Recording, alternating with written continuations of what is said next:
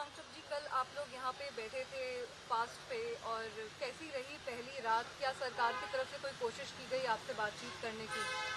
जी, ये जो पहली रात थी, यानी कि जो हमने दोबारा शुरू किया अनशन, उसका पहली नहीं है वैसे तो।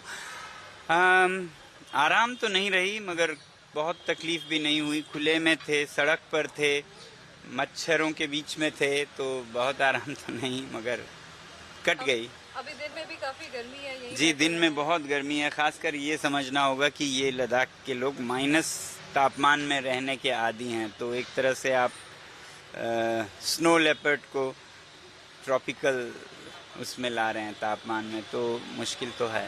यहाँ पे उम्रदराज लोग भी हैं, वो भी हम देख सकते हैं। जी जी, तो पीड़ाएं हैं, तकलीफ़ें हैं, और यही मुद्दा है कि तकलीफ़ें हम उठाएंगे, आप अपनी जिम्मेदारी याद कीजिए।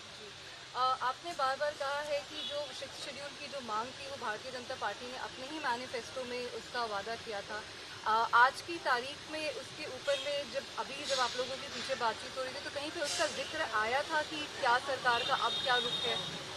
नहीं, ऐसा तो नहीं आया, मगर जो बातचीत हमारे लद्दाख के नेताओं के साथ चल रही थी उसमें तो था ही, जो कि 4 मार्च को वो फेल हो गई, तो उसमें उन्होंने कहा हम नहीं दे सकते आपको।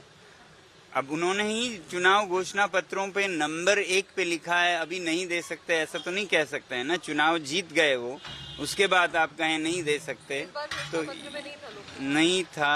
और या तो फिर वो हमें एक्सप्लेन करें कि क्यों नहीं दे सकते, और क्यों फिर चुनाव आपने जीता इसी मुद्दे पर। साथ ही में ये जो 6th शेड्यूल की मांग है, आपने ये भी कहा है कि जो हिमालय का पर्यावरण है उसके संरक्षण के लिए बहुत ज़रूरी है कि स्थानीय लोगों का जो डिसीजन मेकिंग में हिस्सा हो। उसके बारे में थोड़ा सा इलाबोरेट कीजिए कि क्या कंसर्न्स दिख रहे हैं? जी, एक तरफ तो ये एक पॉलिटिकल डिमांड है कि 6th शेड्यूल दिया जाए लद्दाख को, मगर मैं पॉलिटिशियन नहीं हूँ, मैं एक एनवायरमेंटलिस्ट हूँ। एनवायरमेंटलिस्ट के नाते मैंने हमेशा यही समझा है, पिछले 35 सालों से मैं काम कर रहा हूँ एनवायरनमेंट पे ही।